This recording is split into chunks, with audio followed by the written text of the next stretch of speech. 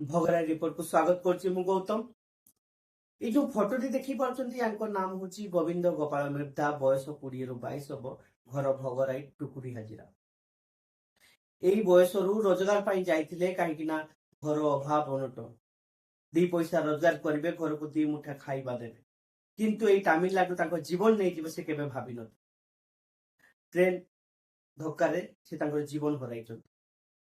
सब भी आ पहुंची जीव किसी समय पर आ सहित पहुंची जीवे किसी नेता कुजी नेता माने जो माने साहाय्य राशि बढ़ाई दे।